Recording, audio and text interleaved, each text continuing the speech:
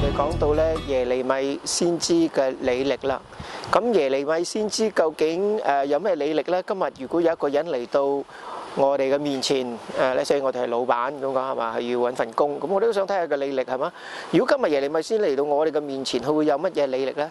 事實上，如果你睇下佢嘅履歷咧，佢就真係由頭到尾咧係得一份工，而係做喺一笪地方添嘅啫。咁佢咧就差唔多從約西亞王去到猶大滅國嗰一刻咧，係40年到嘅。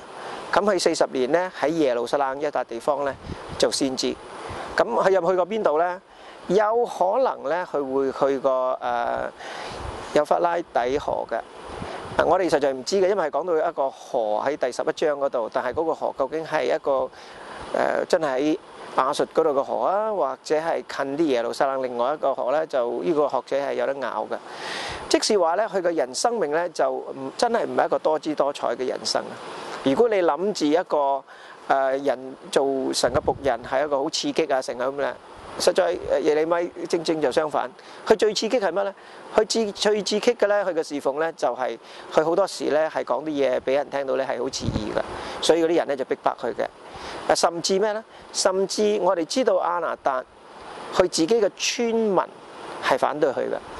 嗰件事係點發生嘅咧？嗰件事發生咧就因為約西亞王，我哋大家知道咧就揾到本書啦。咁有啲人覺得咧就係申命記書嘅，即係一個早期嘅版本啦，係嘛？咁就話要將嗰啲邱壇啊、城啊，即係拆毀，咁個個人咧就要嚟到耶路撒冷敬拜主啦。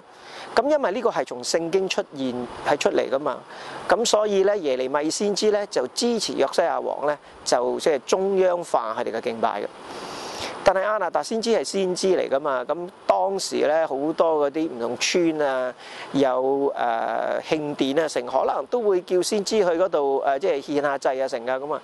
咁而家中央化晒之後，即係佢哋未即係冇得揾呢啲咁嘅錢咯，係嘛？咁所以佢哋係反對嘅。但係耶利米先知雖然佢係從亞拿達出現咧，但係咧佢就支持啦。因為點解咧？因為呢個係神嘅話語啊。咁耶利米先知咧，佢嘅生平咧就唔係多姿多彩㗎。不過咧，佢做咗一件好重要嘅事，就係咧，佢用咗40年咧提醒嘅猶大人咧神嘅審判。所以到最後，當佢哋真係面對呢個好慘痛嘅經驗嗰陣時咧，佢哋嘅屬靈嘅生命咧就反為冇事。點解咧？因為神已經透過呢個先知咧40年同佢哋講嘅説話，咁所以佢做咗一件好重要嘅事，預備嗰啲人心嚟面對被擄咧同埋國家嘅亡國嘅經驗。